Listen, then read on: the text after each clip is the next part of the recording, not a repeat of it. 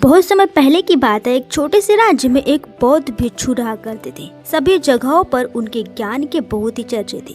हो भी क्यों ना, वह बहुत बड़े ज्ञानी थे। उनके ज्ञान के चर्चे उस राज्य के निकट के सभी राज्यों में होता था। उनके पास लोग दूर दूर से आते थे ताकि अपनी समस्याओं का समाधान कर सके। उस बौद्ध भिक्षु के पास कोई कैसी भी कठिन समस्या लेकर आए, वह समस्या का समाधान जरूर करते थे। जब भी कोई व्यक्ति अपनी समस्या लेकर उनके पास जाता, वह उस समस्या को बड़े ही ध्यान से सुनते और उसी में लीन हो जाते थे जैसे उनकी खुद की समस्या हो। समस्या में लीन होते और कुछ देर के लिए अपनी आंखें बंद करते और समस्या के बारे में अच्छे से सोच विचार करते और उसके बाद ही उसका सही समाधान निकालते।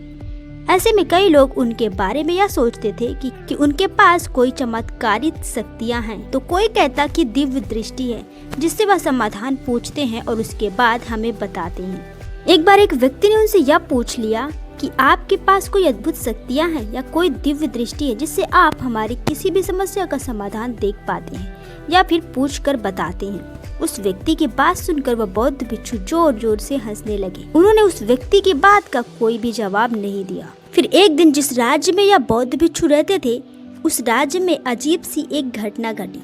जिस राज्य में बौद्ध भिक्षु निवास करते थे, उसी गांव में एक बूढ़ी औरत रहा करती थी जो अपने पूरे घर में अकेले रहती थी। उसका इस दुनिया में कोई भी नहीं था। उसके पास छोटा सा खेत था जिसमें वह काम करके अपने भोजन की व्यवस्था कर लिया करती थी। एक दिन उस राज्य से होकर 4 मित्र अपने घर की ओर जा रहे थे। वे लोग अलग अलग गांव के रहने वाले थे, लेकिन एक साथ काम करने की वजह से मित्र बन गए। वे लोग 1 साल से दूसरे गांव में काम करके पैसा इकट्ठा करके अब अपने घर जा रहे थे। यह बात बहुत पुराने जमाने की है, जब कार, बसें या रिक्शा नहीं हुआ करते थे, जब लोग पैदल ही यात्रा करते थे। इसीलिए वे चारों मित्र पैदल ही यात्रा कर रहे थे। वे चारों मित्र अपने अपने धन को इकट्ठा करके अपने गांव की ओर जा रहे थे। उन चारों ने अपना अपना धन अलग अलग एक पोटली में रखा था। उस पोटली में उन सब की सारी कमाई थी। तभी उन चारों मित्रों में से एक मित्र कहता है, मित्रों, अगर हम अपना धन अलग अलग रखेंगे तो चोरी हो सकता है। क्यों ना हम अपना धन एक ही पोटली में रखें, जिससे हम सभी ध्यान दे सकेंगे और हमारा धन सुरक्षित रहेगा। और जब हम अपने गांव के नजदीक होकर अलग अलग होंगे तो वहाँ पर हम अपना अपना हिस्सा अलग अलग कर लेंगे। तीनों मित्र उस चौथे मित्र की बात से सहमत हो गए और वे सभी मिलकर अपना धन एक ही पोटली में रख देते हैं और वे सभी मिलकर अपने गांव की ओर आगे बढ़ने लगते हैं। चलते चलते काफी समय बीत चुका था और अब रात होने वाली थी। तभी आगे बढ़ते हुए उन्हें एक घर दिखाई दिया जहाँ वही अकेली बूढ़ी औरत रहती थी। रात का समय भी हो चुका था और इन चारों मित्रों को ठहरने के लिए कोई जगह चाहिए थी। इस पर वे चारों मिलकर योजना बनाने लगे कि इसी घर में रात बिताएंगे। उन चारों लोगों ने उस घर की ओर बढ़ते हुए दरवाजा खटखटाया।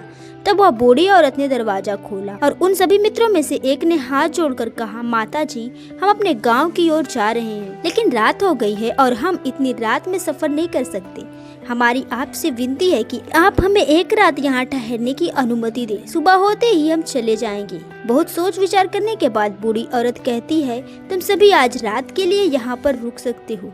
बूढ़ी औरत ने सबके लिए खाना बनाया और उन्होंने पेट भरकर खाना खाया। इसके बाद उन मित्रों ने धन की पोटली उसी बूढ़ी औरत के हाथ में थमा दी और कहा, माता जी, इस पोटली में हमारी साल भर की कमाई है। हमने अब तक का सब धन इसमें रखा है और अब हम इसे आपको सौंप रहे हैं, क्योंकि यह हम चारों से अधिक आपके पास सुरक्षित रहेगी। हम बस इतना चाहते हैं कि यदि हम चारों में से कोई एक व्यक्ति पोटली लेने आए तो आप इस पोटली को देना मत, जब तक हम चारों एक साथ लेने ना आए। तब वो बूढ़ी औरत कहती है, ठीक है बेटा, जब तुम चारों एक साथ मेरे पास इस पोटली को लेने आओगे तभी इस पोटली को मैं दूंगी। धन की पोटली उस बूढ़ी औरत को देकर चारों मित्र बेफिक्र हो जाते हैं कि अब उनका धन सुरक्षित है और वे लोग खाना खाकर गहरी नींद में सो जाते हैं। अगली सुबह जब वह चारों उठते हैं तो सभी लोग अपनी आगे की यात्रा के लिए तैयारियां शुरू करते हैं। उन चारों दोस्तों में से एक दोस्त थोड़ा सा बदमाश था।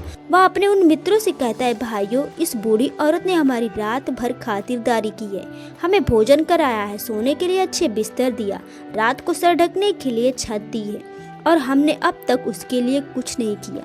वह बूढ़ी औरत अकेले ही खेतों में काम कर रही है। क्या हम सभी यहाँ से जाने से पहले बूढ़ी औरत की मदद नहीं कर सकते?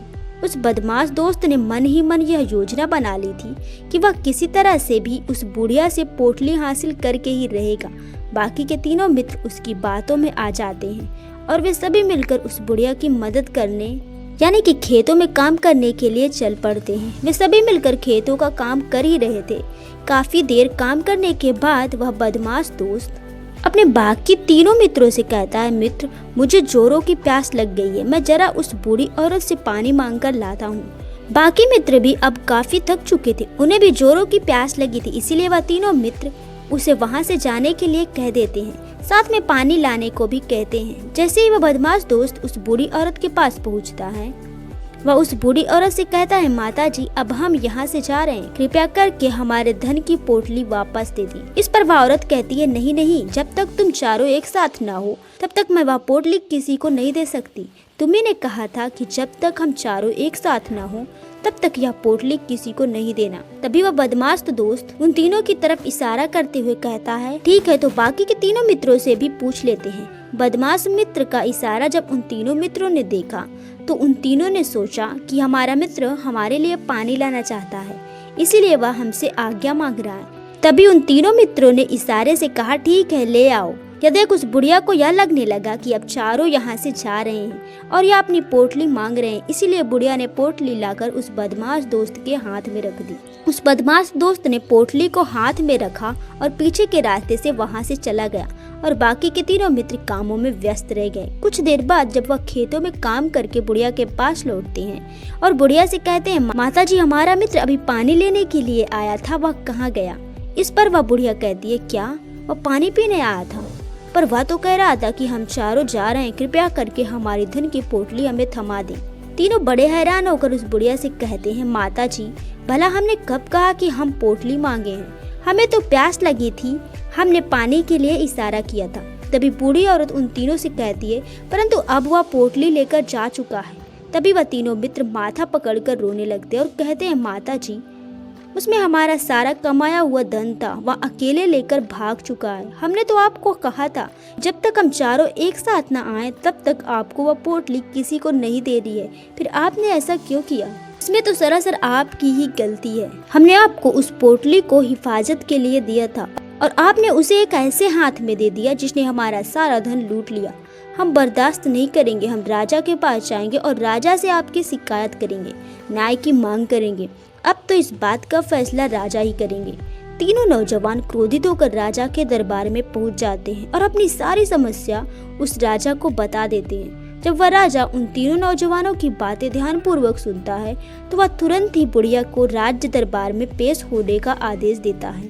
राजा के आदेश पर राजा के सैनिक तुरंत ही उस बुढ़िया को राज्य दरबार में पेश करते और राजा भरी दरबार में उस बुढ़िया को दोषी करार कर देते हैं और कहते हैं कि तुम्हें वह पोटली उस अकेले व्यक्ति को नहीं देनी चाहिए थी, जब उन्होंने तुमसे कहा था कि जब तक वह चारों एक साथ उस पोटली को लेने न आए तब तक तुम्हें वह धन किसी को नहीं देना चाहिए था। इसमें तुम्हारी गलती है, तुम्हें इनका धन लौटाना होगा। राजा का यह आदेश सुनकर बूढ़ी औरत फूट फूट कर रोने लगी और राजा से मदद की गुहार लगाती है और कहती है, हे राजन, मैं तो एक बूढ़ी औरत हूँ और मेरे पास इतना धन नहीं है और ना ही मेरे घर में कोई ऐसा है जो धन कमाता हो। मेरे पास इतना धन नहीं है कि मैं लौटा सकूं, मैं तो अकेली हूँ, बेसहारा हूँ, कृपया करके मुझ पर रहम करें।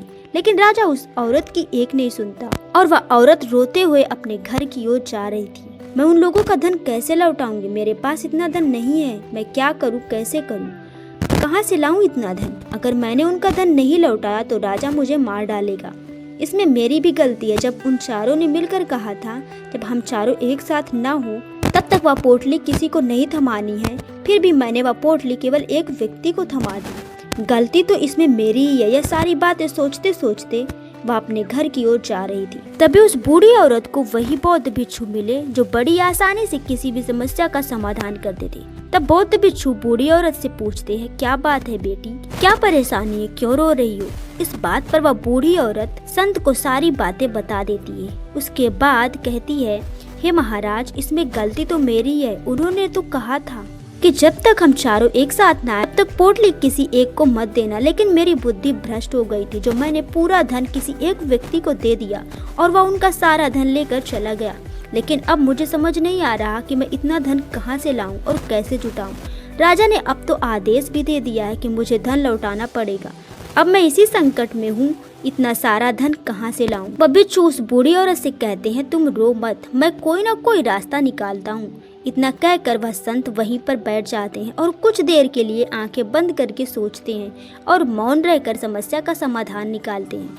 बहुत सोचने के बाद वे आंखें खोलते हैं और कहते हैं, बेटी, राजा का फैसला गलत है। तुमने जो किया उसमें तुम्हारी कोई गलती नहीं है। यह सुनकर बुढ़िया एकदम चुप सी हो गई और सोचने लगी, आखिर राजा का फैसला कैसे गलत हो सकता है? वह तो सबका न्याय करते हैं, तो मेरे साथ गलत कैसे कर सकती है? उस संत और बूढ़ी औरत की बात आसपास खड़े सभी लोग सुन रहे थे। वे लोग भी अचरज में थे कि राजा का फैसला कैसे गलत हो सकता है। उनकी बातें सुन रहे वहाँ खड़े लोग बोले, राजा कैसे गलत हो सकती है? इस बूढ़ी औरत ने ही गलती की है। चारों का धन एक को ही दे दिया। ऐसे में इस बूढ़ी औरत को उनका धन लौटाना ही चाहिए। तभी वह संत उस बूढ़ी औरत से कहते हैं, जाओ और राज दरबार में कह दो आपका फैसला गलत है। पहले तो वह बूढ़ी औरत इतनी हिम्मत ही नहीं जुटा पा रही थी कि वह भरे राज्य दरबार में जाकर यह कह सके कि आपका फैसला गलत है। फिर वह बूढ़ी औरत हिम्मत जुटाकर राज दरबार में गई और कहा, संत के कहने पर वह राज दरबार लौटी है और डरते डरते बोली, हे राजन, आपका फैसला गलत है। इतना कहकर वह राजा को सारी बात सच सच बता दी। उस बुढ़िया की बात सुनकर राजा बहुत क्रोधित हुआ और उस बुढ़िया से कहा, कौन है वह संत जिसने मेरे फैसले को गलत बताया है? क्या उन्हें लगता है मैंने सही निर्णय नहीं लिया? मैं प्रतिदिन कई निर्णय लेता हूँ, लेकिन आज तक किसी ने नहीं कहा कि यह फैसला गलत है। आगे राजा ने कहा, ठीक है, फिर उस संत को बुलाओ और उसे न्याय करने देते हैं। अगर उस संत ने सही फैसला नहीं सुनाया तो मैं उन्हें फांसी की सजा दे दूंगा। राजा ने तुरंत ही अपने सैनिकों को आदेश दिया, जाओ और उस संत को लेकर आओ। यह बात सारे नगर में फैल गई और सभी यह जानने को उत्सुक थे कि आखिर वह संत कौन है जिसने राजा को कहा कि उनका फैसला गलत है और अब वे खुद उसका न्याय करने आ रहे हैं। फिर सैनिक कुछ देर बाद उस संत को लेकर राज दरबार पहुँचे। राज दरबार में सभी लोग उपस्थित थे। उन संत को देखकर राजा कहता है, महाराज, आपको ऐसा क्यों लगता है? मैंने जो फैसला सुनाया है वह गलत है। इस बुढ़िया ने यह वादा किया था कि वह चारों लोगों की उपस्थिति में ही धन की पोटली देगी, लेकिन इसने सिर्फ एक ही व्यक्ति को धन की पोटली थमा दी। इसे एक व्यक्ति को धन नहीं देना चाहिए था। अब इसे बाकियों का धन लौटाना पड़ेगा। वह उनका सारा धन लेकर भाग गया तो इसमें इसकी गलती हुई ना। अब इस बूढ़ी औरत को ही बाकियों का धन लौटाना पड़ेगा, तो मेरा फैसला गलत कैसे हुआ? इसके बाद बौद्ध भिक्षु बड़ी विनम्रता से कहते हैं, हे राजन, यह आपका फैसला था, लेकिन मैं आपसे कुछ कहना चाहता हूँ। इस पर राजा कहता है, ठीक है, कहिए आप क्या कहना चाहते हैं? तब वह साधु बड़ी विनम्रता से कहता है, राजन, जैसा कि वादा किया गया था कि पोटली इन चारों मित्रों की उपस्थिति में ही दी जाएगी और अभी यहाँ केवल 3 ही मौजूद है, चौथा कहाँ है? इनसे कहिए ये तीनों अपने चौथे मित्र को वापस लाएं, तभी इनका धन वापस किया जाएगा। वादा भी वैसा ही किया गया था, जब तक चारों एक साथ न हो तब तक धन वापस नहीं करना है। अगर यह बूढ़ी औरत धन लौटा देती है तो अपना वादा तोड़ देगी। यह भी तो सही नहीं है। यदि आप चाहते हैं इनका धन वापस लौटाया जाए तो इनसे कहिए पहले जाएं और अपने चौथे मित्र को वापस लाएं। उस राज दरबार में बैठे सभी लोग इस फैसले को सुनकर बहुत ही खुश हुए और संत की हाँ में हाँ मिलाने लगे। सभी उस संत की समझदारी की तारीफ भी की। राजा तुरंत ही उस संत के सामने सिर झुका लेता है और हाथ जोड़कर कहता है, हे महाराज, आपका यह फैसला इतना सही कैसे हो सकता है? आखिर यह बात मेरे दिमाग में आया क्यों नहीं? मैंने इस बात को लेकर इस तरह सोचा क्यों नहीं? तभी वह साधु उस राजा से कहते हैं, राजन, आपके पास और भी कई काम होते, आप दिन भर व्यस्त रहते, आपको जल्दबाजी में फैसले लेने पड़ते हैं। आपने इस मामले को सुना समझा, लेकिन इसे देखने में आप गलती कर गए। इसे आपने ऊपरी तौर पर देखा, आपने इसकी गहराई तक जाने का प्रयास तक नहीं किया। यदि आपने इस मामले को गहराई को देखा होता, समझा होता, तो आप भी इस नतीजे पर आते। जब तक हम किसी मामले की गहराई तक नहीं जाते तब तक हम उसका सही समाधान नहीं निकाल सकते। हम में से अधिकांश लोग तो अपने फैसले केवल जल्दबाजी में लेना चाहते, भले ही वह मामला कितना भी गंभीर क्यों न हो। हमें तो बस अपना हक चाहिए, हमारा नाम होना चाहिए, भले ही वह फैसला हमारे लिए नुकसानदायक क्यों न हो। तभी वह राजा उस संत से कहता है, महाराज, क्या आपके पास कोई दिव्य शक्तियाँ, क्या आपके पास कोई ऐसी चमत्कारी शक्तियाँ हैं जिससे आप सवाल करते हैं और वह आपको उसका समाधान बताती है, जिसके कारण आप सही फैसला ले पाते? इस बात पर संत मुस्कुराते हुए कहते हैं, हे राजन, यह सवाल हमसे अब तक कई लोगों ने पूछा है और हमने किसी को आज तक उत्तर नहीं दिया, लेकिन आप हमारे राज्य के राजा, इसीलिए मैं आपको इस प्रश्न का उत्तर देता हूँ। मेरे पास कोई भी ऐसी दिव्य या चमत्कारी शक्तियाँ नहीं है। मैं हर बात को केवल गहराई तक सोचता हूँ और विचार करता हूँ, और जब मैं विचार करता हूँ तब मेरे सामने कई सारे समाधान आते हैं। फिर मैं उन समाधानों पर कई बार विचार करता हूँ। तब मैं दूसरों को समाधान देता हूँ, क्योंकि किसी एक इंसान का लिया हुआ गलत फैसला किसी इंसान का जीवन बर्बाद कर सकता है। एक लिया गया फैसला सही हुआ तो जीवन अच्छा हो सकता है और गलत तो जीवन नरक बन सकता है। इसीलिए फैसले छोटे हो या बड़े, हमें मौन रहकर समझदारी से लेना चाहिए।